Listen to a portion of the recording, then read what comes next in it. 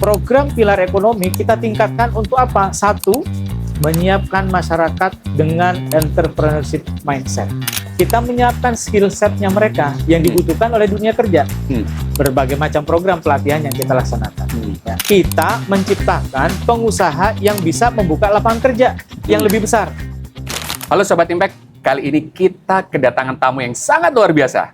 Kita akan diskusi panjang lebar terkait dengan inisiatif keberlanjutan, khususnya CSR di PT Pertamina Persero, yakni Bapak Rudi Arifianto. Mas Rudi ini bisa dikatakan guru saya, gitu ya, teman diskusi yang sangat luar biasa, gitu ya, terkait dengan konsep-konsep bagaimana pemberdayaan masyarakat, bagaimana khususnya strategi CSR maupun sustainability di Pertamina itu dikembangkan oleh beliau. Nah, apa kabar Mas Rudi? Alhamdulillah kabar baik. Sehat ya Mas, thank you banget bisa meluangkan waktu diskusi bersama kita. Mas Rudi, ngomongin terkait dengan CSR gitu ya, CSR di Indonesia gitu ya, kan ternyata kalau semakin kesini itu belum juga ternyata paradigma CSR itu belum benar gitu ya. Nah, bagaimana sih dalam hal ini Pertamina melihat ini gitu ya? Apakah ada tantangan bagaimana terkait dengan prakteknya gitu ya? Mengingat apakah program-program yang dijalankan oleh Pertamina itu juga nantinya benar-benar harus selaras dengan strategi Pertamina sendiri sebagai perusahaan energi kelas dunia gitu Mas? Ya, baik Mas Rio. Ya, kalau melihat kondisi yang ada di lapangan, kita memang tidak memungkiri ya. Ekspektasi masyarakat itu terkait dengan bagaimana CSR itu dijalankan di lapangan. Banyak yang kemudian agak berbeda dengan framework yang kita punya. Iya, gitu ya. Jadi maunya misalkan kita memberikan kail supaya mereka bisa memancing. Tetapi yang diinginkan adalah ikan. Oke, kita harus berkompromi juga kadang-kadang. Tidak semua kemudian kita misalkan memaksakan gitu ya. Bahwa ini harus sesuai dengan apa yang kita mau. Nah, makanya kita harus kemudian melihat apa sih kebutuhan-kebutuhan yang terjadi di masyarakat itu.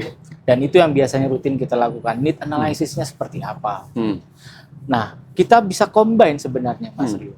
Combine antara apa yang kemudian perlu kita lakukan untuk menjembatani supaya mereka itu yang awalnya mungkin masih quote-unquote masih mintanya yang sifatnya charity. Nah, ya, yang pokoknya serba semua bisa nikmati gitu, tidak perlu berusaha. Ya. Karena masih kan masyarakat kita masih CSR itu donasi gitu, donasi gitu ya. Nah. Betul, filantropi atau charity. Mungkin yang lebih jangka pendek charity ya sifatnya.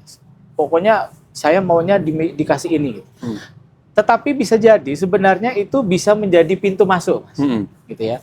Pintu masuk bagi kita kemudian merencanakan program yang lebih sustain ke depan. Dan itu rupanya bisa berjalan.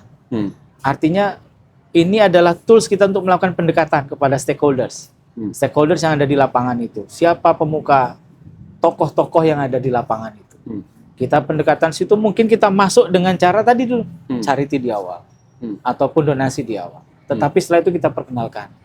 Pelan-pelan. Karena mungkin bisa sekali jalan, bisa atau 2 kali, atau ada yang butuh 3 kali.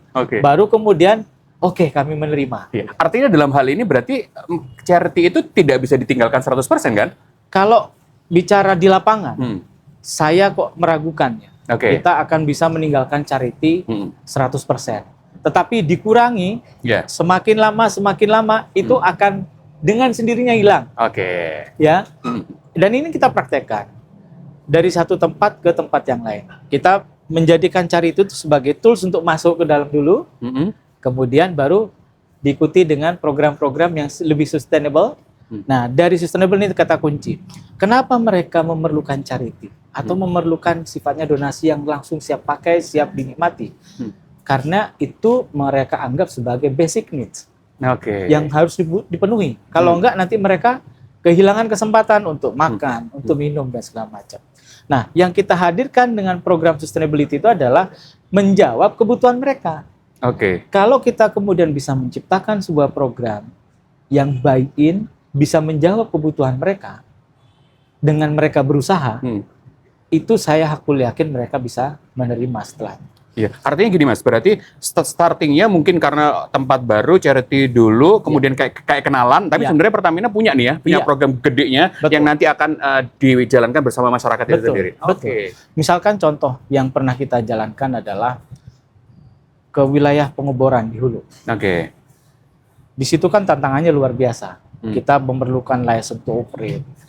Tidak hanya sosial, tetapi juga permit-permit yang dibutuhkan dari bahkan di level pimpinan terendah di pemerintah. Nah, untuk masuk ke situ, kita mungkin tidak bisa. Ada yang bisa langsung. Kita ada program, misalkan taruhlah pelatihan-pelatihan, ada program semacam stunting seperti itu yang di situ juga dibutuhkan. Tetapi kalau kita hanya bergerak itu dulu di awal, ada sebagian yang apa sih gitu ya, apa sih fungsinya buat kita, apa maknanya buat kita gitu. Nah, oleh karena itu kita masuk, ya. Kita masuk, setelah itu baru kita perkenalkan apa sih kebutuhan Bapak di sini. Seperti pemuda-pemuda kampung sini banyak yang belum kerja, Bang, misalkan gitu ya. Nah, oke. Kalau gitu berarti ada program TJSL yang bisa align dengan kebutuhan itu, menjawab kebutuhan itu, dan sekaligus nanti pada waktunya mereka akan kemudian tidak lagi minta donasi, karena mereka sudah punya pekerjaan. Atau bisa punya bahkan entrepreneurship, kita bisa buat pelatihan di situ dan berikan permodalan. Itu berjalan. Ini contoh di Rohil. Ya. Di Rohil itu kita ada program untuk yang namanya mencetak rigger baru. Karena kawan-kawan kita di operation membutuhkan seorang operator di rig untuk mengoperasikan di level yang bukan officer gitu ya. Nah, untuk itu kan masyarakat kan pengennya kerja di sana, gitu ya. Tapi jangankan sebagai rigger, flagman saja harus pelatihan. Karena kalau enggak nanti secara safety juga perlu menjadi concern buat kita. Oleh karena itu kita coba tawarkan, kalau mau bekerja maka harus ikut program kita. Apa programnya? Pelatihan-pelatihan. Nah, di kita juga atur secara planning dengan bagus. Pelatihan itu disesuaikan dengan schedule dan lain-lain. Nah, begitu pelatihan selesai, mereka ternyata bisa diterima magang, kemudian mereka bisa bekerja, kan pada ujungnya mereka akhirnya sudah cukup terpenuhi kebutuhannya dengan dia bekerja, bahkan even lebih tinggi dibandingkan dengan mungkin pada saat mereka sebelumnya ya. Nah, itu satu contoh. Contoh yang lain adalah pemuda-pemudanya banyak melakukan demonstrasi, ya, penyetopan. Ada rig kita lagi moving, di stop. Apalah penyebabnya, misalkan contohnya ada karena mungkin masalah debu, masalah lumpur begitu ya, yang itu operasional sekali. Tetapi sebenarnya apa yang membuat mereka demo? Karena tidak ada kegiatan lain. Dan setelah kita dekati, betul yang diinginkan adalah bekerja. Kalau semuanya bekerja, ya bisa saja. Tetapi kan kebutuhan kan terbatas. Ya, kursinya terbatas. Oleh karena itu kita berikan alternatif lain. Bagaimana kalau misalkan kalian punya kewirausahaan? Kita rundingan dengan Pak Penghulu sana, Penghulu itu kepala desa ya. Kemudian dengan tokoh masyarakat di sana, dengan tokoh pemudanya, jadilah itu program Pujasera. Ada 17 tenan kita buat ya. Ada 17 pemuda karena isinya pemuda semua tuh.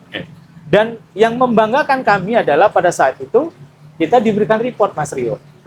Setiap malam mereka bisa menghasilkan dari 17 tenan itu hampir 20 juta rupiah pendapatannya setiap malam. Padahal yang mereka perdagangkan itu adalah makanan dan minuman, which is marginnya itu 30-40% kan? Iya benar. Jadi udah kelihatan. Dari 20 berarti sekitar 6 jutaan itu margin mereka. Satu hari, Mas. Luar biasa sekali ya. Sehingga dengan demikian akhirnya mereka menerima. Enjoy laporan tiap hari.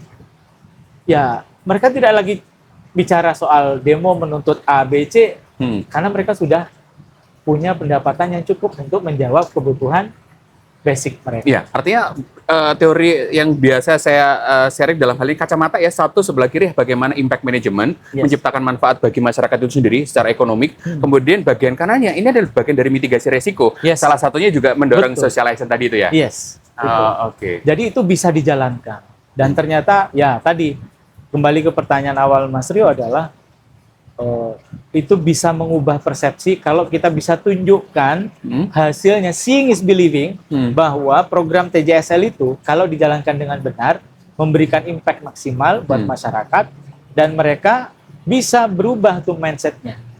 Jadi mereka mau menerima program-program yang lain yang tidak serta-merta langsung saat-saatnya bisa dinikmati begitu. Oke, Mas Rudi, tadi terkait dengan gini, karena kan CSR di Pertamina Mas Rudi pimpin ini kan bahasanya CSR and SMAP gitu ya, Small Medium Enterprise Partnership Program gitu ya. Dalam hal ini, Mas, itu apa yang dilakukan divisi yang Mas Rudi pimpin ini dalam hal ini, artinya apakah memang itu juga bagian dari strategi Pertamina Persero sendiri? Jadi memang harus inline dengan strategi perusahaan ya, Mas? Betul. Jadi kita di dalam menyusun strategi pelaksanaan dari TJSL, kita kan beberapa rujukan payung yang kita punya.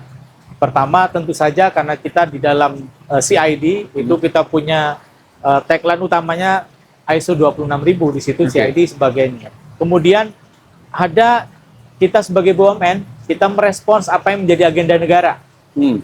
Dalam hal ini pemerintahan yang sedang menjalankan roda pemerintahan saat ini punya concern yang namanya Astacita.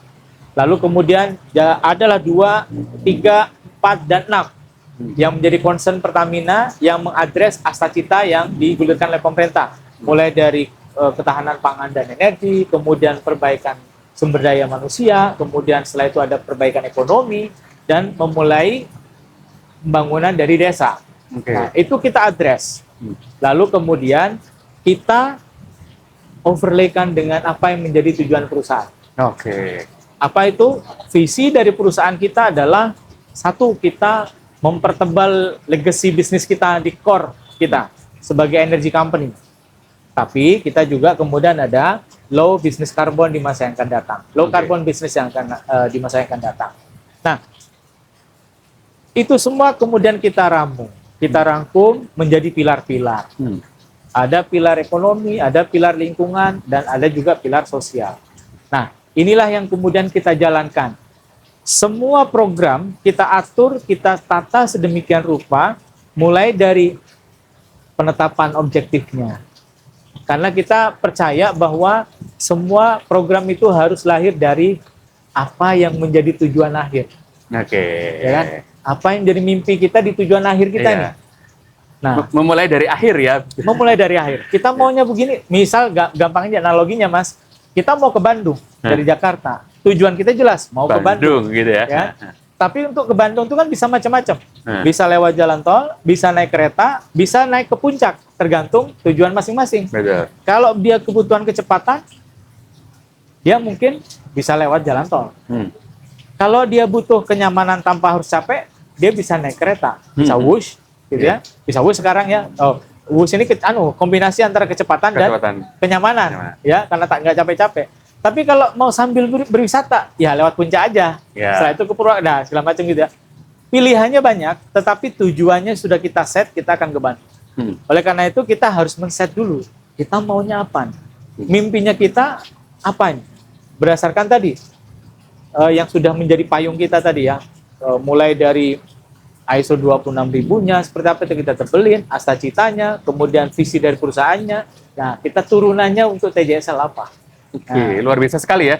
Dalam hal ini panduan globalnya iya, nasional iya, Astacita pemerintah ya. Betul. Kemudian dikaitkan dengan visi misi perusahaan, wah luar biasa sekali. Gitu. Jadi kita misalkan jadinya apa? Ada pilar-pilar tadi. Di pilar ekonomi, kebetulan kita emphasize betul nih, pilar ekonomi. Sehingga anggarannya kita naikkan. Ini bisik-bisik aja, anggarannya kita naikkan. Jadi kenapa kita ingin menekankan pilar ekonomi? Tantangan kita kan luar biasa nih saat ini. Situasi global luar biasa. Dinamika geopolitik luar biasa. Dan itu berdampak. Dan itu benar-benar terasa. Bagaimana persaingan antar negara, termasuk menciptakan lapangan kerja ini. Bagaimana mengundang investasi segala macam. Banyak kan perusahaan-perusahaan yang tadinya berdomisili di Indonesia kemudian pindah ke luar. Sehingga itu menghasilkan pengangguran. Nah, oleh karena itu program pilar ekonomi kita tingkatkan untuk apa? Satu, menyiapkan masyarakat dengan entrepreneurship mindset. Supaya mereka kalau tidak bekerja, mereka masih punya daya untuk bisa berkarya lewat apa? Dunia usaha. Itu pertama. Kemudian yang kedua, kita menyiapkan skill set-nya mereka yang dibutuhkan oleh dunia kerja. Apa itu? Berbagai macam program pelatihan yang kita laksanakan. Ya. Kemudian yang ketiga, nah ini, kita menciptakan pengusaha yang bisa membuka lapangan kerja yang lebih besar. Kalau yang pertama tadi mungkin entrepreneur skala kecil, mikro, begitu ya. Tetapi kita juga menyasar perusahaan-perusahaan atau UMKM yang sebenarnya mereka siap untuk go global. Yang di situ prasyaratnya termasuk diantara kapasitas. Kalau udah bicara kapasitas berarti butuh orang. Nah, butuh orang berarti lapangan kerja. Nah, itu kita sasar.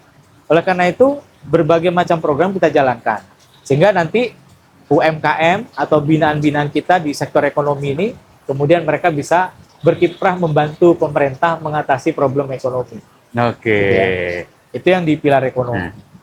Kalau pilar ke apa? Karena sosial. ada 3 pilar kan ya? Ya. Pilar ekonomi, sosial, dan lingkungan. Nah, tadi terkait dengan pilar ekonomi. Kalau lingkungan dan sosial gimana nih, Mas? Kalau untuk lingkungan, kita pasti mengadres situasi pemanasan global yang saat ini terjadi.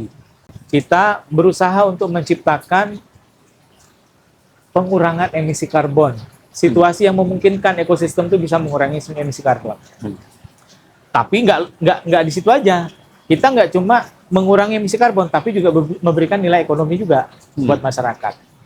Ya, lingkungan pun kita kaitkan dengan ekonomi, Mas Rio. Ya. Sampai makanya programnya namanya Desa Energi Berdikari itu. Salah satunya itu ya. Desa Energi Berdikari, ada Hutan Lestari. Hutan Lestari. Ada 2 program unggulan kita untuk yang mengadres pilar lingkungan.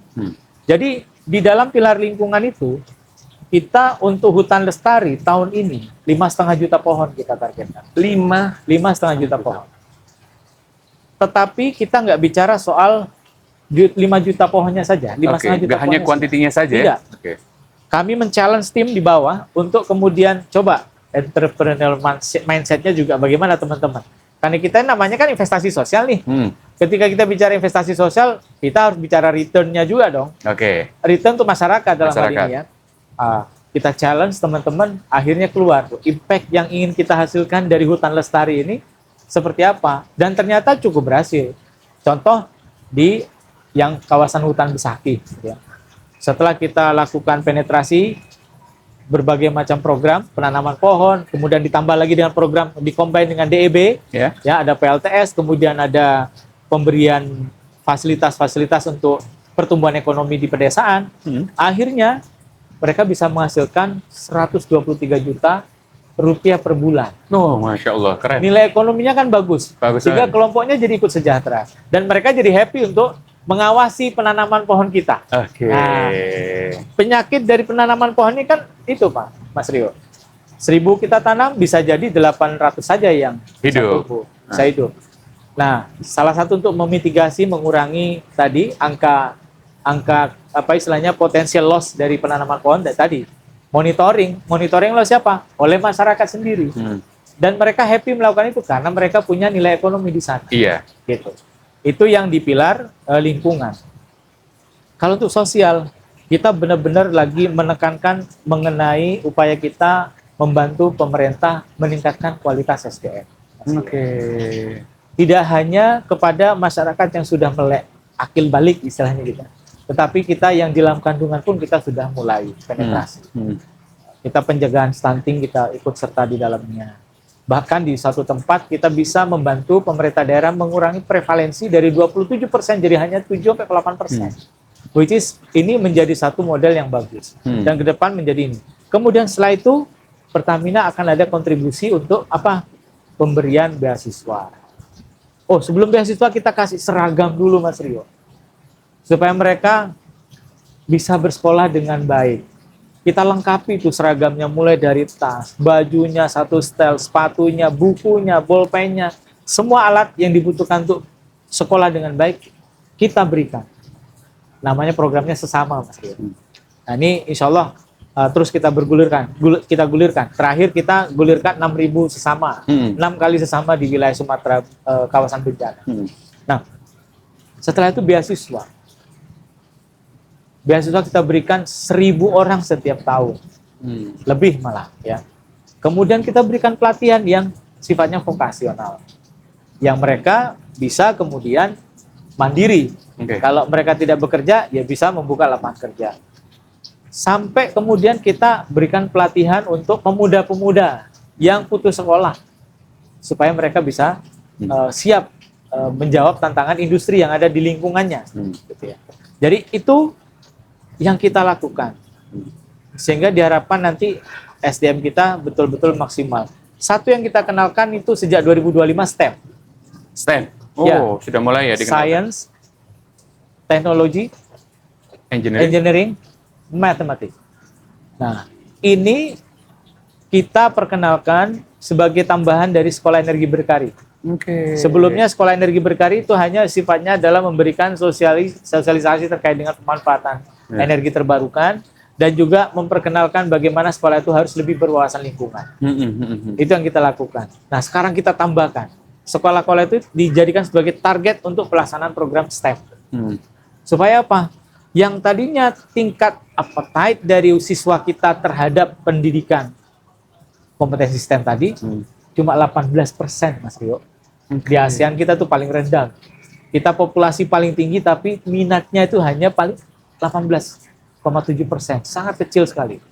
Nah, padahal kita udah bicara AI, coding, masa depannya luar biasa, ya, IoT dan segala macam. Bagaimana kemudian kita menyiapkan di generasi yang siap dengan itu, sementara 3 kali 5 masih hasilnya 8, Mas Rio. Ya kan? Itulah kita kemudian menggerakkan, kenapa kita harus benar-benar menggerakkan STEM ini di sekolah-sekolah ini, supaya mereka punya minat. Nah, kita harapkan nanti 2006 kita coba lihat, kita evaluasi. Yang sudah 25 sekolah yang sudah kita terapkan, ada nggak dampaknya? Saya men-challenge tim, kalau bisa diadakan kompetisi. Masing-masing sekolah itu, mana yang nilai STEM-nya paling tinggi, kita berikan penghargaan. Nah, ini dalam rangka tadi, pilar sosial. Sosial. Ya. Gitu, artinya sebenarnya kalau saya lihat, saya dengar dari penjelasannya Mas Rudi, resiko global yang ada yang baru dipublikasikan World Economic Forum itu sebenarnya benar-benar termitigasi gitu ya, oleh program-programnya Pertamina itu tadi. Betul. Artinya benar-benar Pertamina hadir bagaimana, ini loh ada resiko global seperti ini. Geopolitik ya, geoekonominya jalan, akhirnya kemudian ada terkait dengan konflik-konflik perang gitu ya, kemudian terkait dengan perubahan iklim yang sangat luar biasa, itu mulai 3 pilar yang ada tadi benar-benar menjawab itu tadi ya, Mas? Iya, kami sudah mengadres itu alhamdulillah, dan mungkin ini ya, apa istilahnya, setelah kita cek apa yang dipublikasikan oleh WF itu align ya. Iya. Pertama mungkin pemanasan global ya. Betul, salah satunya itu kan. Ya. Dan kita sudah melakukan itu. Alhamdulillah, jadi sudah kita lakukan, dan mungkin ini menjadi penyemangat kita untuk bisa meningkatkan peran serta kita di lapangan. Kemudian kita perlu memperbaiki situasi yang mungkin sebelumnya kita sudah lakukan sebelumnya. Dengan inovasi mungkin kita bisa ini. Contohnya, kalau sebelumnya monitoring dilakukan manual, ya, sekarang kita sudah menggunakan aplikasi, bahkan sudah tagging.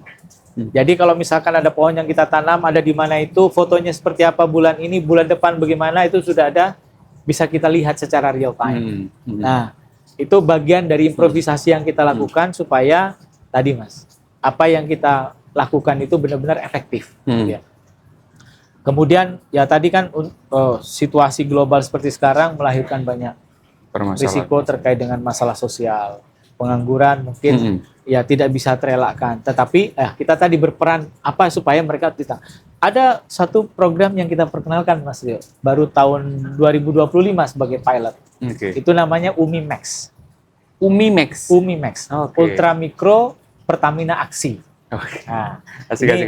Jadi itu apa, program itu adalah kita menggulirkan modal, barang modal ya, bukan modal uang. Untuk para, targetnya ini adalah para korban PHK. Jadi sebagai pilot kita sedang melakukan grooming terhadap 168 orang pelaku usaha ultramikro baru. Yang merupakan korban PHK. Ada 3 jenis usaha, ada kopi keliling, ada mini ATM, ada Warmindo. Oke. Nah, itu Itu pun kita sudah dengarkan masukan dari banyak pihak, termasuk para korban PHK-nya juga. Kira-kira usaha apa yang mereka butuhkan atau usaha apa yang lagi tren ekonominya bagus. Gitu. 3 usaha itulah yang kita pilih. Dan ini pilot project kita perkenalkan. Nanti insya Allah 2026 kita akan kalau berhasil ya, di mana yang kira-kira yang paling efektif dari 3 ini, nah itu yang mungkin akan kita boosting karena target kita tahun ini 1000-an. Luar biasa sekali. 250 tapi bisa up jadi 1000 lah. Iya, okay. Nah ini ada base, ada stress Mas Rio. Iya, okay. Nah ternyata hasil evaluasi kami untuk UMI-Max tadi Mas Rio, pendapatan bersih atau income, net income-nya peserta UMI-Max ini bisa 1,5 juta per minggu Mas Rio. Ini bukan pendapatan ini ya, bukan revenue ya, bukan apa istilahnya, bukan omset ya. Kita bicara profit, net profit 1,5 juta per minggu. Artinya kan kalau misalkan disebulankan ya sekitar 5-6 juta. Which is mungkin udah setara dengan UMR. Kalau mereka bekerja di pabrik. Artinya apa yang sudah keluar hilang dari mereka karena ada pemutusan hubungan kerja terkompensasi dengan ini. Kenapa kita berikan barang modal? Karena kita nggak mau, ini bagian dari mitigasi risiko kita. Kalau kita berikan itu bentuknya adalah modal usaha yang bentuknya cash seperti itu, kita khawatir penggunanya di luar yang kita kehendaki. Kan bisa aja sekarang kan lagi musim nih. Kami pesankan juga kemarin kebetulan kita ada semacam pertemuan gitu dengan para UMI-Max ini untuk evaluasi. Kita wanti-wanti. Larangannya ada 2. 1, jangan terjebak pinjol. Gitu ya. Karena kalau misalkan pinjol, nanti bisa macam-macam. Bisa buat kebutuhan-kebutuhan yang nggak esensial untuk menjawab kebutuhan dia. Bahkan yang paling parah adalah hasil pinjaman pinjol digunakan untuk judol. Ini lebih kuadrat lagi gitu. Jadi itu yang kita wanti-wanti. Kenapa kita nggak ngasih cash, kita berikan barang modal. Jadi kita berikan alat dan mereka juga bahan baku. Gitu, Mas, tadi kan penjelasannya programnya luar biasa sekali ya. Kemudian juga banyak. Nah, fenomenanya kan gini sebenarnya. Masih banyak gitu ya. Bahkan di beberapa berita belakangan ini kan kayak salah satu pemerintah daerah ditangkap karena penyalahgunaan anggaran CSR gitu ya. CSR disalahgunakan gitu ya. Sebenarnya bagaimana sebenarnya cara Mas Rudi sendiri gitu ya menjaga tata kelolanya gitu. Banyak banget loh programnya dalam hal tata kelolanya, akuntabilitasnya, bagaimana transparansinya supaya benar-benar ini tuh nggak ada penyalahgunaan dalam dan tidak mungkin ya tidak sampai salah langkah gitu. Gimana Mas cara-caranya Mas? Pertama yang harus kita sadari, pedoman atau tata kelola atau SOP itu boleh dikatakan sebagai istilah kata ini tidak bisa ditawar-tawar. Itu dikunci. Pedoman, tata kelola atau SOP yang berlaku di perusahaan dan bahkan juga kita mengacu kepada peraturan di atasnya, itu sesuatu yang tidak bisa ditawar. Kita melakukan edukasi kepada siapapun stakeholders yang kemudian memiliki kebutuhan masyarakatnya, kemudian mereka tergerak untuk misalkan mendapatkan bantuan berupa CSR ataupun TJSL dari Pertamina, maka kita tetap akan sampaikan. Prosedurnya adalah begini. Ada sekian langkah yang harus dipenuhi dan itu akan dilakukan. Kita juga punya SLA. Menjaga supaya prosedur tetap kita laksanakan. Di sisi lain, masyarakat juga tidak terlalu lama mendapatkan kepastian. Karena kadang-kadang komunikasi itu kunci. Ini ya benar-benar Mas. Gitu ya. Ketika kita kurang berkomunikasi kepada masyarakat, ketika misalkan kita mendapatkan permohonan, padahal tinggal disampaikan saja misalkan, oh harus buat ini Bapak A, B, C, dan kita sampaikan aja. Kalau sudah terkomunikasikan dan yes, nah kita lanjut. Nah kita lanjutnya juga, kita ada SLA sehingga mereka juga bisa tahu sudah sampai di mana progresnya. Nah, kita sampaikan kepada mereka. Tapi kalau misalkan tidak align dengan apa yang menjadi program ataupun visi dari kita, maka kita sampaikan juga, Mas Rio. Adakah program yang lain yang mungkin beliau punya concern, tetapi bukan program yang ini, karena mungkin tidak lain dengan apa yang punya program yang kita jalankan. Kenapa kita kemudian istilahnya sebenarnya bukan rigid ya, tetapi kita berikan batasan-batasan gitu ya, supaya program kita tuh efektif. Kan kita menjalankan CSR itu kan tidak sekedar kita jalankan program serap anggaran, kan gitu ya. Kita ingin efektif. Ketika kita once itu udah diputuskan program itu dijalankan, dampaknya bisa diukur. Kalau nggak bisa diukur, apa bentuk pertanggungjawabannya kita nanti? Iya kan? Dan alhamdulillah manajemen di Pertamina termasuk komite audit itu sangat-sangat mensupport kita untuk bisa kita terus selalu berada dalam track yang benar. Begitu.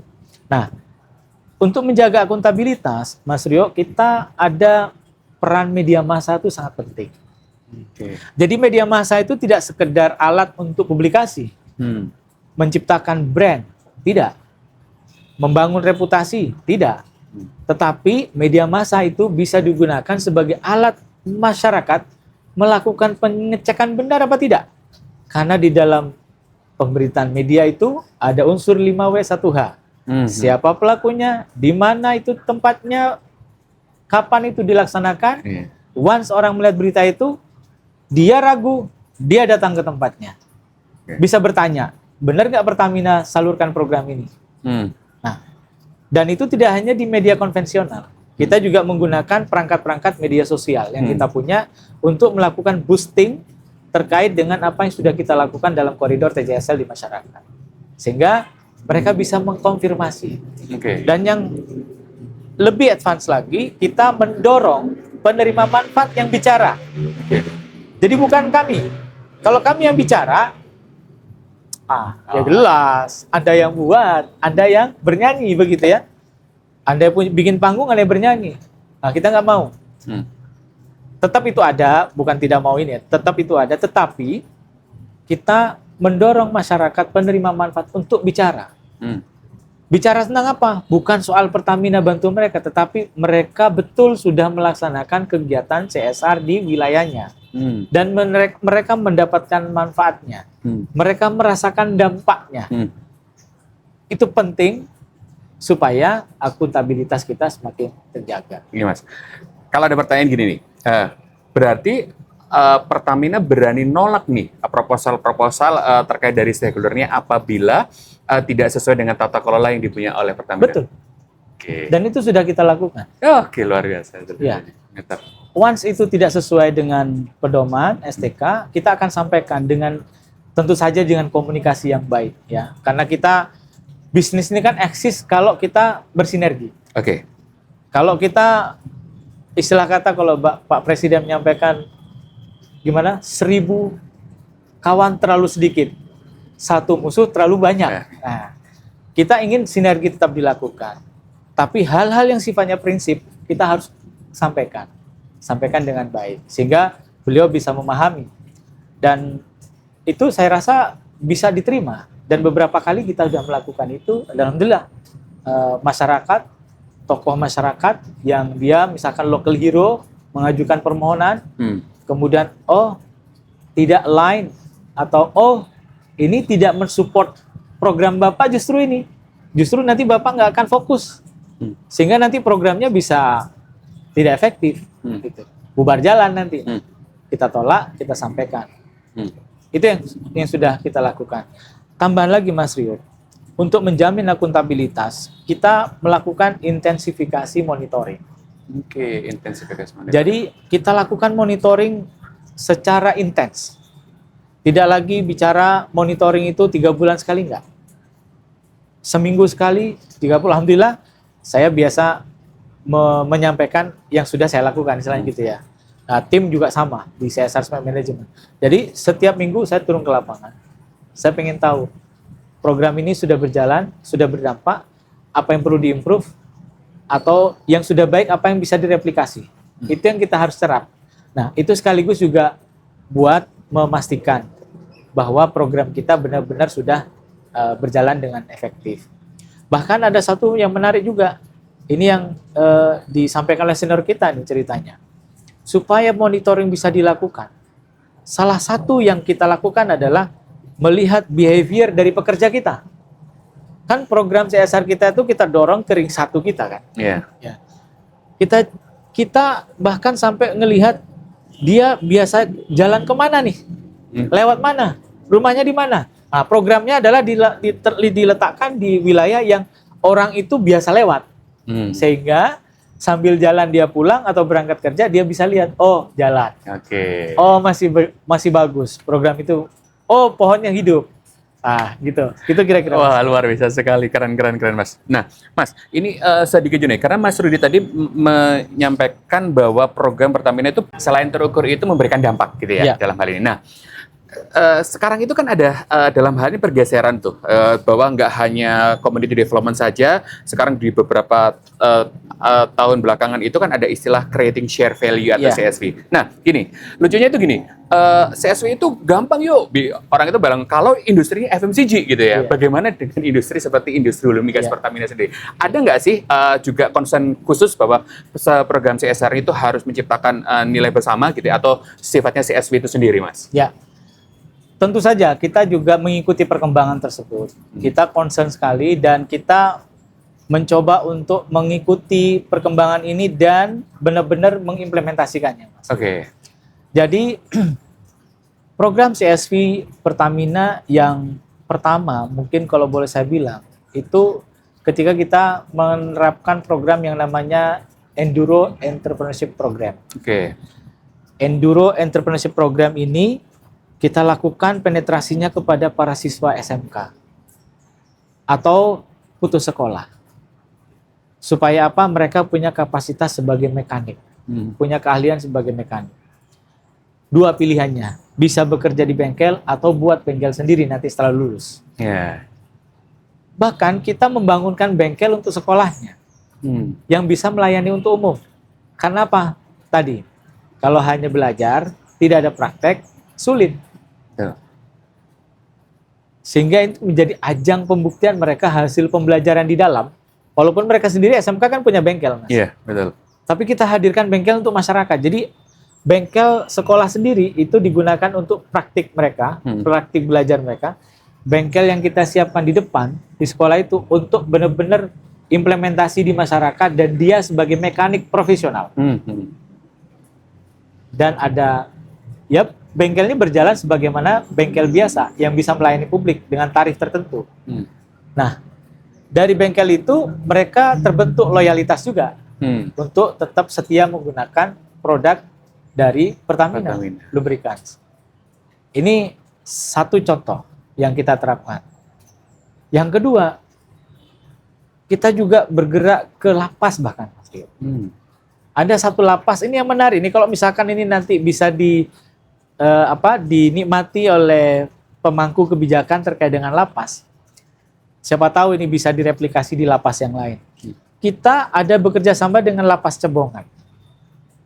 Di mana di lapas Cebongan itu kita berikan beberapa pelatihan, termasuk diantaranya adalah pelatihan ganti oli dasar dan cuci motor. Dan kita berikan fasilitasnya supaya para napi binaan itu bisa melakukan kegiatan ekonomi tadi. Servis ganti oli sama cuci motor. Dari mana itu idenya? Ini kepala lapasnya waktu itu kepikirannya tuh kan banyak sekali orang pembesuk. Nah pembesuk ini kan dikasih batasan waktu. Sekian menit untuk sekali besuk. Nah supaya ini jalan, napi binaan dapat penghasilan, bahkan setelah keluar dari lapas dia punya keahlian yang bisa dijalankan sendiri, mereka kemudian bekerja sama dengan PTPL untuk membuka pelatihan jasa pengisian pelumas dan jasa cuci motor. Setelah itu langsung diterapkan, diimplementasikan, dan untuk marketingnya kepala lapas kalau menggunakan jasa ganti oli maka ada tambahan waktu besuk sekian menit. Kalau ditambah dengan cuci motor, nambah sekian waktu busuk, sekian menit. Ternyata animonya tinggi, Mas Rio. Nah, secara ini CSP-nya jalan. Karena mereka menggunakan lubrikan dari Pertamina. Iya, oke. Dari sisi pembesuk, sangat terpuaskan. Karena waktunya bertambah. Dari sisi napi, sangat senang. Karena dapat penghasilan tambahan. Dari sisi lapas, tentu saja mereka dapat manfaat dari kegiatan ekonomi ini. Nah, ini adalah contoh di lubrikan. Bahkan kita kemudian untuk bisa meningkatkan tingkat penetrasi program ini, Mas Rio, kemarin kita berkolaborasi dengan kawan-kawan yang ada di operation. Kita masukkan bengkel-bengkel ini ke dalam SSO. Jadi SSO itu adalah layanan jaringan marketing dari Pertamina Lubricants. Jadi seluruh bengkel yang dibina dengan EEP itu kemudian akan dilakukan pembinaan oleh teman-teman di marketing. Termasuk mereka bisa mendapatkan harga pelumas yang lebih murah dibandingkan dengan sebelumnya yang mereka harus membeli dari toko ataupun dari bengkel lain yang lebih besar. Mereka happy. Bahkan salesnya naik, Mas Rio. Wih, luar biasa. Yang sebelumnya sekitar 17 sampai 23 ribu liter, tahun 2025 jadi 44 ribu liter. Dengan metode itu, dan metode itu tidak diterapkan dari awal tahun loh, Mas Rio, karena itu proses ya. Proses sampai di akhir, sekitar TB3 baru kita terapkan. Dan kami yakin dan optimis di 2026 akan berjalan lebih signifikan lagi. Ini hal yang sangat keren sekali, Mas. Banyak orang masih belum memahami secara utuh bahwa CSP itu harus sesuai dengan bisnis intinya perusahaan. Nah, sesuai dengan bisnis intinya, jadi ada salesnya jadi naik, kebermanfaatan juga bagi penerima manfaatnya ada. Ini luar biasa sekali Pertamina, Mas, dalam hal ini. Alhamdulillah. Terkait dengan pilar ekonomi, pilar ekonomi di program CSR Pertamina dalam hal ini. Nah, ada pemberdayaan terkait dengan UMKM. Nah, bahkan ada salah satu program prioritas ya dikatakan kalau adalah kayak UMK Academy, kayak Pertamina Smexpo gitu ya dalam hal ini. Nah, itu behind story-nya kenapa sih kok Pertamina hadir di UMKM ini? Nah, ini. Jadi saya kalau cerita normatifnya, boleh saya awali ya Mas ya. Ada pidato yang viral sekali di Pak Harto, ya, di zaman Orde Baru. Pidato itu keluar sejak di tahun 93 kalau tidak salah. Yang pada intinya beliau mengajak perusahaan besar untuk kemudian bisa bergandengan tangan dengan UMKM dalam menciptakan ekosistem ekonomi yang sehat untuk Indonesia. Oleh karena itu kemudian keluarlah program yang namanya program kemitraan dan bina lingkungan. Oh ya, betul. Itu pada masa itu betul. Yang berjalan sampai dengan sekitar tahun 2022 saya rasa. Itu berjalan program itu. Nah, itu cikal bakalnya Mas Rio. Cikal bakal dari program pembinaan UMKM. Mulai dari diberikan pendanaan dengan biaya murah karena seingat saya waktu itu marginnya hanya 3% per tahun dengan flat, tidak naik, tidak turun, tidak floating istilahnya gitu ya. Dan itu sangat menjangkau untuk masyarakat ekonomi menengah ke bawah, yang terutama untuk pelaku UMKM dan usaha mikro. Dan saya di tahun 2019 menangani program ini. Dulu pembinaan kita relatif terbatas kepada pameran, Mas Rio. Tapi kita kemudian tertantang. Ada 3 Srikandi yang membantu saya waktu di SMAP di Pertamina. Kita tertantang apa ya kira-kira program yang bisa kemudian menjadikan UMKM itu benar-benar tangguh, tidak hanya jargon. Oh ya, ada 1 Arjuna, 3 Srikandi waktu itu ya. Apa itu? Nah, disusunlah itu Mas. Kita sebut dengan ideation. Ya, bagaimana strategic thinking kita diuji di situ untuk menjawab apa yang menjadi keluhan di UMKM. UMKM itu kan banyak sekali stakeholdernya, tapi ada ungkapan yang sangat menyentil Mas Rio. UMKM itu seperti sungai. Banyak yang ngurusin tapi sungainya gitu-gitu aja gitu ya. Itu yang fakta ya. UMKM kita 65 juta. Tetapi berapa persen sih yang sudah bisa menjelma menjadi pengusaha besar? Kita masih bisa menghitung, taruhlah Paragon Group yang owner memulai dari garasi sampai menjadi sebuah grup yang luar biasa besar sekarang. Itu contoh UMKM yang sukses. Bagaimana dengan UMKM masa kini? Dari dulu hanya 0,00 sekian yang bisa menjadi naik kelas begitu. Kita tertantang ceritanya. Apa yang kira-kira bisa dilakukan? Poin-poin kita jaring. Lalu kemudian muncul ide. Kita harus membuat sebuah sistem pembinaan yang terstruktur dan terintegrasi. Ya, mulai dari proses inkubasinya sampai dia benar-benar naik kelas. Naik kelasnya jangan jargon lagi deh. Pokoknya benar-benar naik kelas. Buktinya apa? Ekspor itu adalah ultimate goal kita. UMKM yang bisa ekspor itu ultimate goal kita. Nah, waktu itu lahirlah akhirnya program yang namanya UMK Academy. Nah, karena saya menjawab berdasarkan urutan pertanyaan Mas Rio nih, UMK Academy dulu. Jadi Smexpo beda lagi Mas ceritanya. Itu terinspirasi dalam situasi pandemi COVID waktu itu. Kira-kira apa yang bisa kita kemudian hadirkan untuk UMKM yang sama sekali tidak bisa melakukan aktivitas penjualan secara offline. Mereka selama ini bergantung kepada pameran. Jadi sebelum COVID itu pameran dari pameran satu ke pameran yang lain. Sehingga kemudian ketika COVID terjadi, pameran hilang, mereka kemudian menjadi down. Pendapatannya hilang. Sehingga kita kemudian perlu melakukan aktivitas kira-kira apa yang bisa kita lakukan. Awalnya kita nyerap produk mereka tuh. Pokoknya semua produk mereka kita serap. Kita kalau nggak salah di awal-awal itu mungkin sekitar 18 sampai 20 miliar, Mas. Kita spending untuk produk UMKM binaan kita. Mulai dari kita beli APD ya, terus kemudian kita beli jahe merah, waktu itu kan sangat-sangat ini ya. Kemudian kita beli sarung tangan, kemudian kita beli juga portable untuk cuci tangan portable. Itu semua kita adakan untuk UMKM. Jadi UMKM yang buat, kita yang ini masker sama juga makanan. Jadi UMKM kuliner kita juga minta mereka untuk membuat ya makanan, kita berikan ke siapa? Ke petugas medis. Ya. Nah, tapi kan nggak bisa terus-menerus itu. Kita harus membuat apa nih kira-kira yang tetap bisa mereka melakukan aktivitas penjualan atau pemasaran. Akhirnya muncul ide dari tim, kita buat pameran online.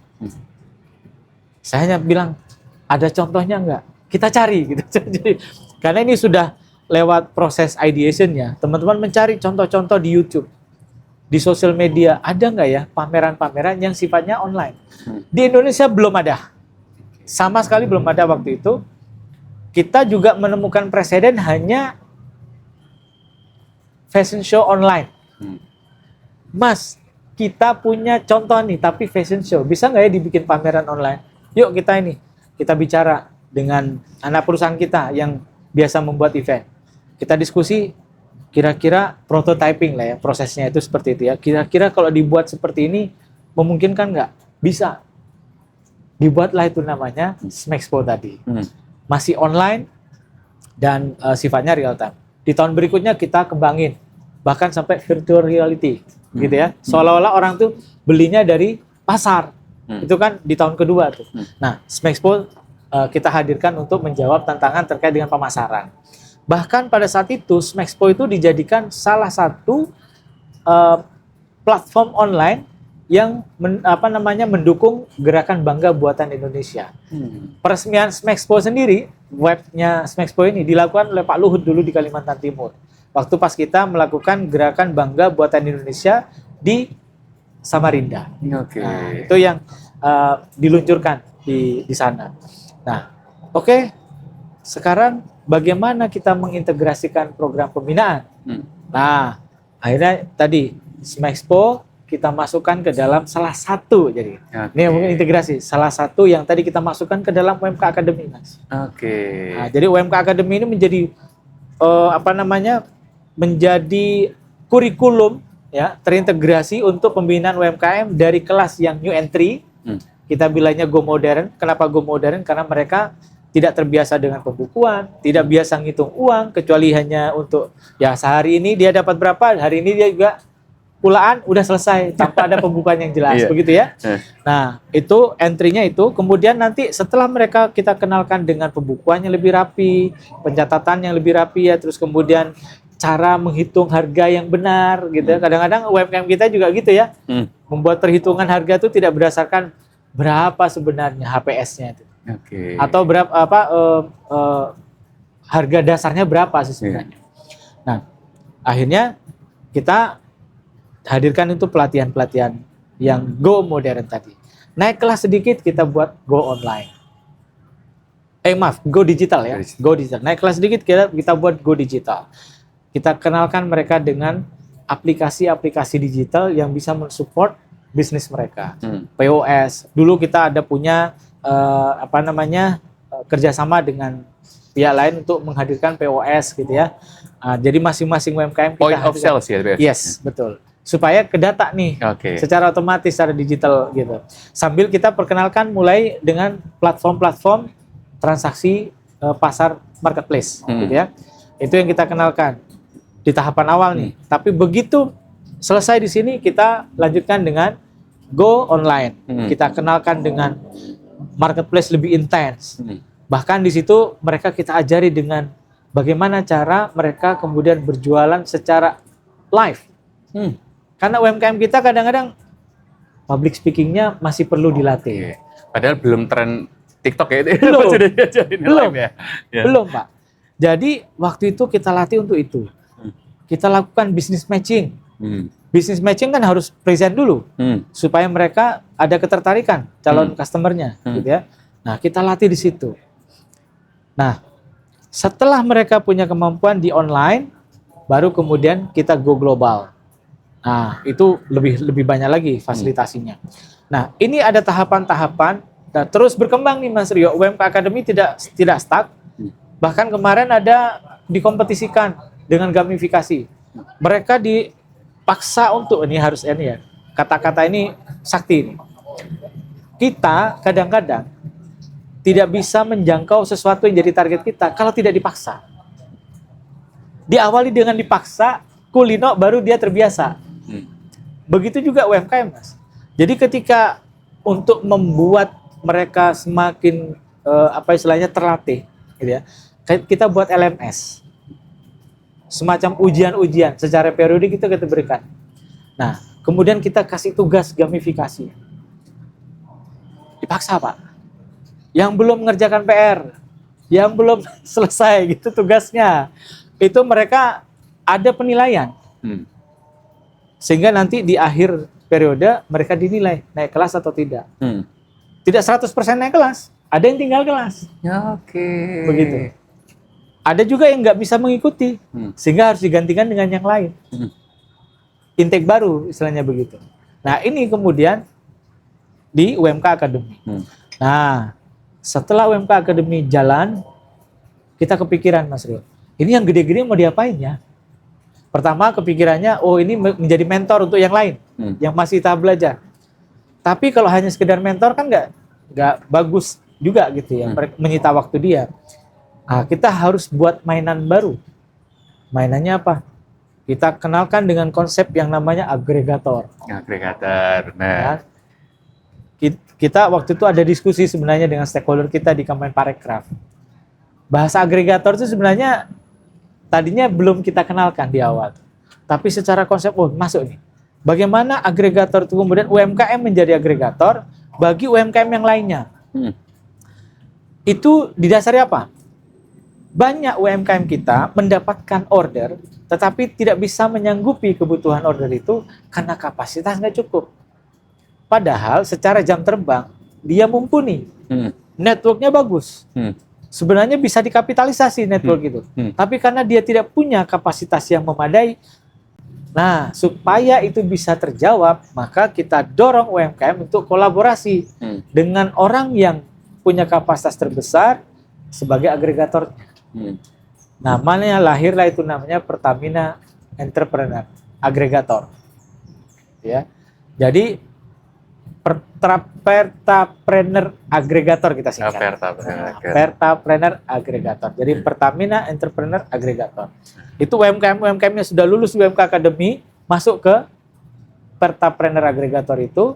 Kemudian setelah dia lulus, dia biasanya kita berikan bantuan tambahan yang biasanya tahap akhir nih Mas, berupa capital goods yang dibutuhkan oleh dia untuk misalkan entah itu kebutuhan pengemasan sesuai kebutuhan dia, atau mesin produksi, atau bisa juga dengan mereka cuma butuh komputer Pak, laptop hanya untuk networking dia supaya lebih kuat lagi. Kalau kapasitas sudah ada tapi kami kelemahan di sini. Basisnya adalah kebutuhan dia apa. Nah, itu begitu ini jalan Mas Rio. Kami dulu punya gambaran tuh UMKM tuh seharusnya mulai dari engine start engine itu adalah inkubasi. Dia sampai berjalan ke runway, ya taxi berjalan ke runway, disitulah inkubasi dilakukan di program CSR. Nah, di runway sampai dia take off dan sampai pada altitude yang diinginkan, ketinggiannya tinggi diinginkan, artinya ada autopilot, itulah peran dari SMAP.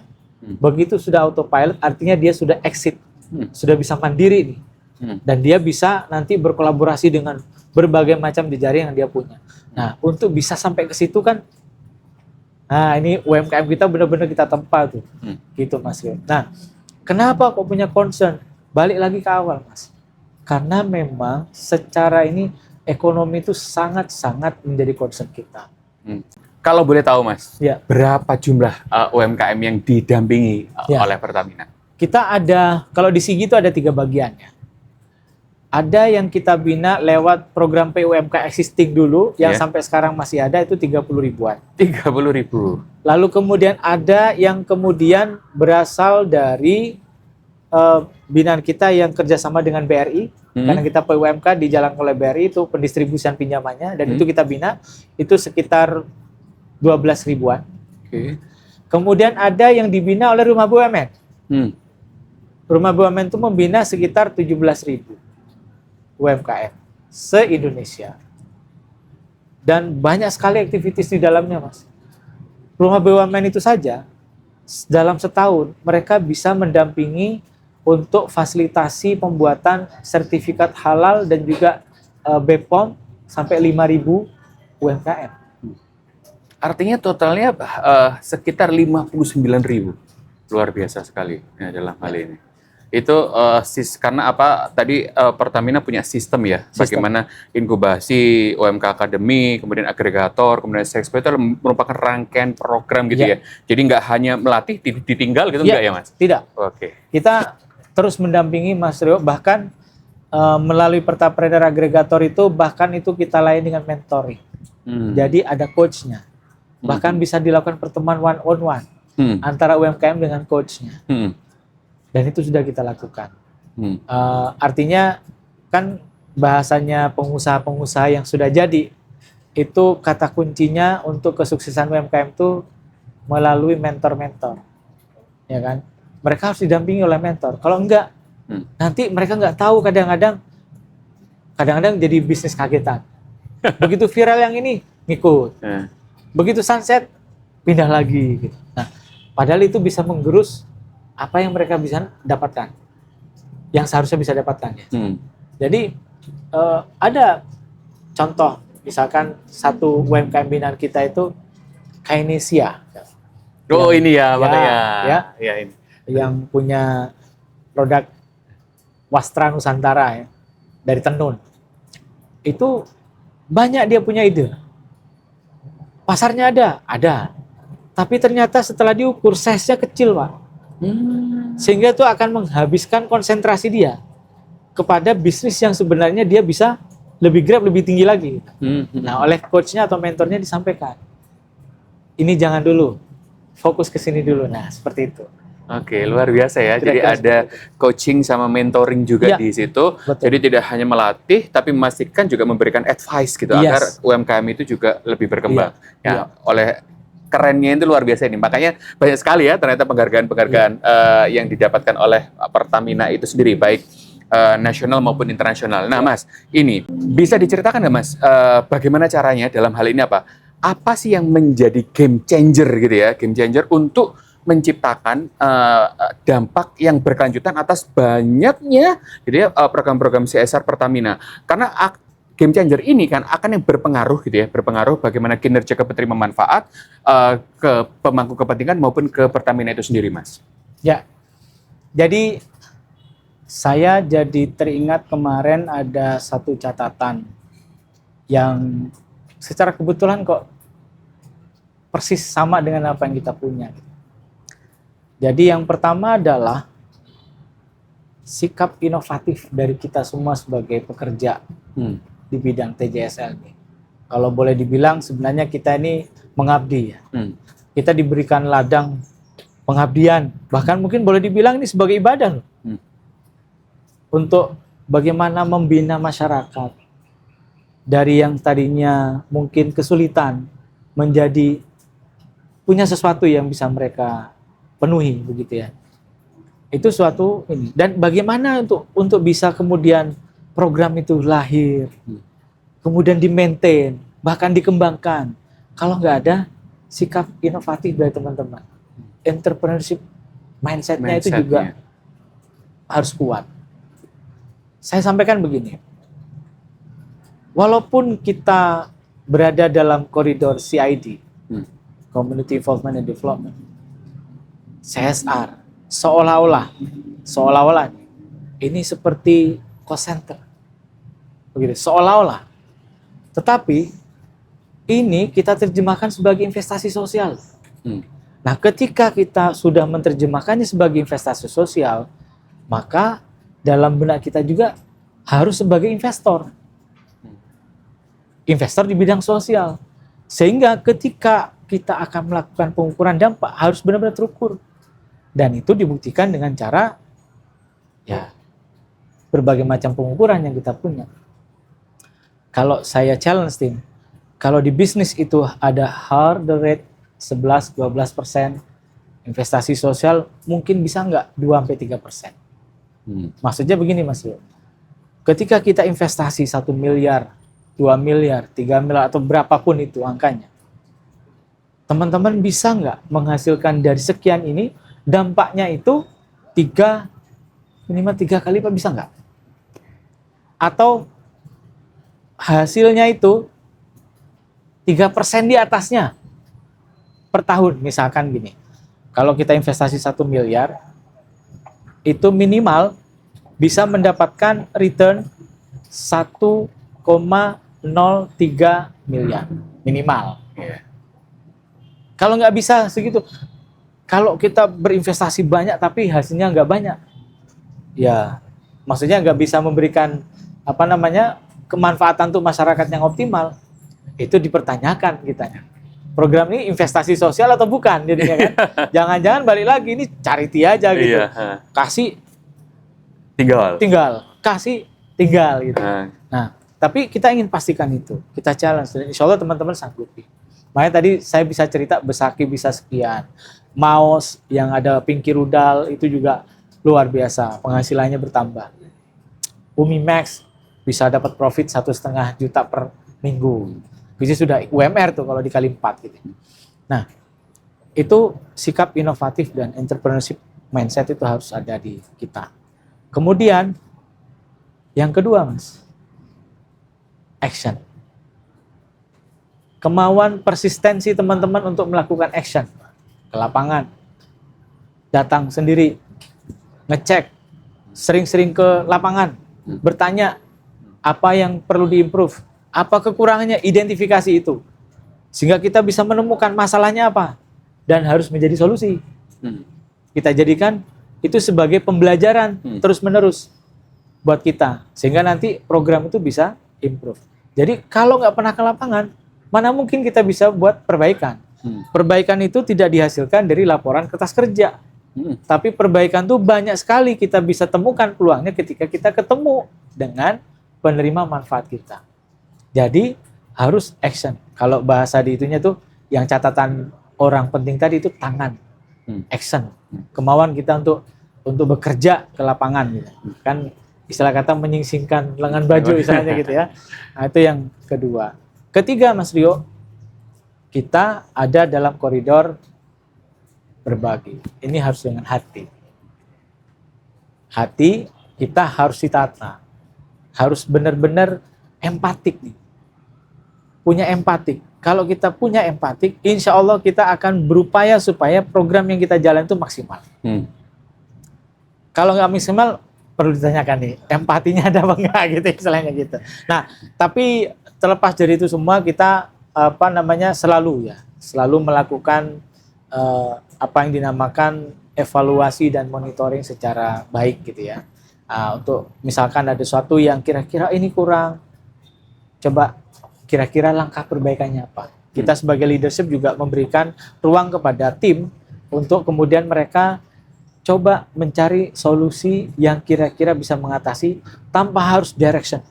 Nah, kita sudah polanya udah berubah ya sekarang.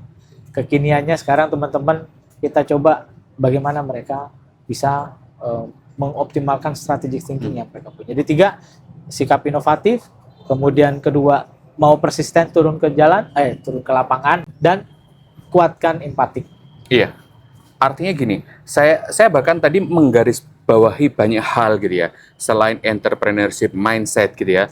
Ternyata dalam hal ini tim atau orang yang melaksanakan CSR atau Community Involvement and Development atau CID itu harus tahu kondisi sehingga bisa melakukan adaptasi. Saya teringat cerita waktu COVID, mengadaptasi kondisi gitu ya. Kemudian inovatif tadi. Selain inovatif tadi, saya dengar Mas Rudi benar-benar men-challenge timnya bagaimana melakukan cara-cara baru. Berarti kan perlu kreativitas gitu ya. Dan banyak hal yang sudah disampaikan ada kolaboratif. Selain juga perlunya empati tadi itu ya. Kemudian bekerja dengan hati ya. Dalam hal ini itu hal-hal yang luar biasa. Ini bisa jadi panduan ya bagi sekarang para pencari green job sih ya, dalam hal ini kan hal-hal fundamental yang harus dipunyai ya Mas gitu. Betul. Nah artinya ini yang menjadi game changer kenapa program-program yang dilakukan atau yang dilaksanakan oleh Pertamina itu benar-benar berorientasi pada dampak dan memperhatikan resiko-resiko yang ada ya Mas. Betul. Jadi kita alhamdulillah Mas Rio bisa memasukkan itu dengan mudah. Maksudnya begini. Dalam menjalankan program itu, kita harus memperhatikan 2 hal. 1, impact-nya harus benar-benar bisa terukur. Kemudian yang kedua, bisa mengadres risiko yang ada. Baik itu terkait dengan lingkungan, baik itu terkait dengan sosial maupun operasional perusahaan. Nah, ini harus ada di kita, dan alhamdulillah teman-teman itu sangat-sangat mudah untuk mengikuti itu dan sudah masuk ke dalam istilah kata sudah mendarah daging lah, insya Allah ke teman-teman para pekerja TJSL yang ada di Pertamina Group. Oke, terakhir nih Mas, melihat kondisi global, kemudian negara kita gitu ya, banyak tantangan yang ada gitu ya.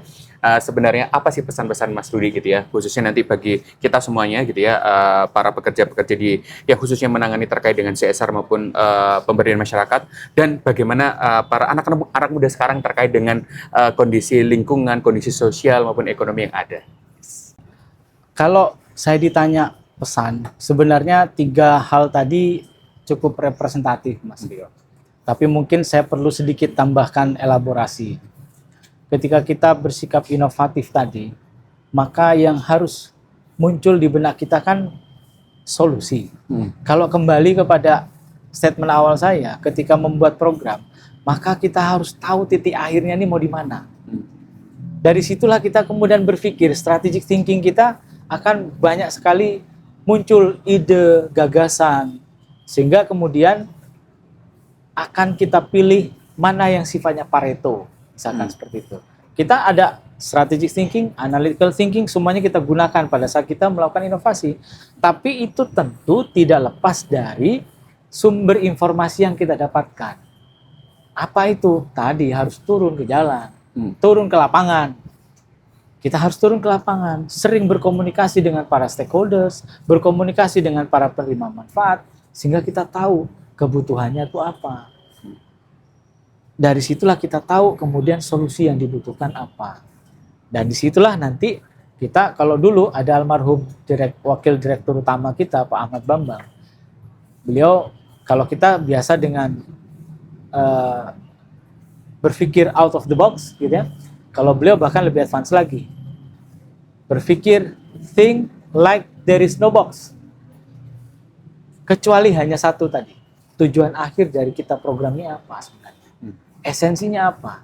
Sehingga kita kemudian tidak terjebak untuk membuat program-program yang hanya nice to have gitu.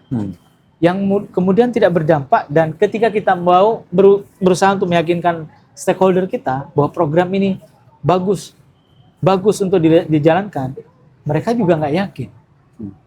Karena mungkin kita belum benar-benar menggali secara dalam terkait dengan apa yang cocok untuk menjawab persoalan-persoalan yang ada di lapangan. Nah, kemudian empati. Empati biasanya kita bicara untuk nanti gunanya itu ketika kita berkomunikasi tadi, Mas. Pendekatan empatik itu akan jauh lebih mudah untuk kita bisa menggali apa saja sih sebenarnya yang diperlukan tadi. Sekaligus juga pendekatan yang empatik itu bisa jadi juga menjadi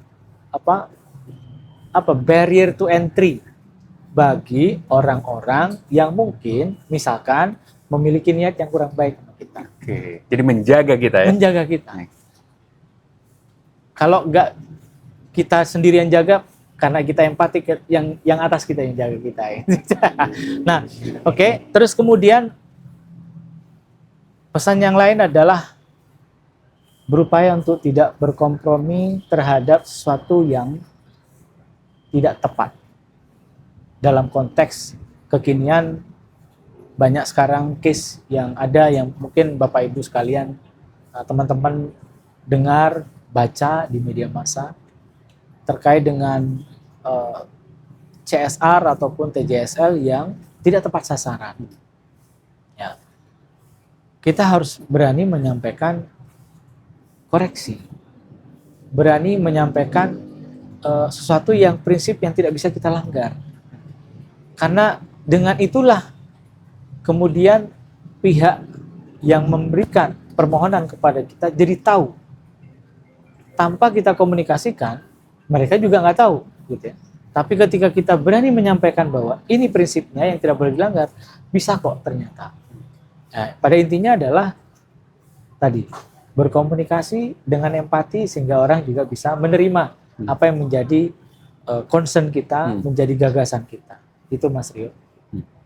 Oke, luar biasa sekali dalam hal ini Mas Rudi. Thank you banget dalam hal ini. Semoga ini tuh membuka mata kita bahwa Pertamina sendiri itu selalu berorientasi pada dampak dan resiko yang ada di dalam perusahaan. Sehingga memastikan bahwa program-program CSR atau CID itu dijalankan itu benar-benar bermanfaat secara berkelanjutan. Betul. Itu saja. Keren Mas Rudi, thank you banget. Terima kasih banyak atas waktunya. Terima kasih banyak atas sharingnya, ini luar biasa sekali. Harapannya Sobat Impact semua benar-benar mengambil manfaat dari diskusi yang kita lakukan pada hari ini. Terima kasih. Kita akhiri. Wassalamualaikum warahmatullahi wabarakatuh. Waalaikumsalam.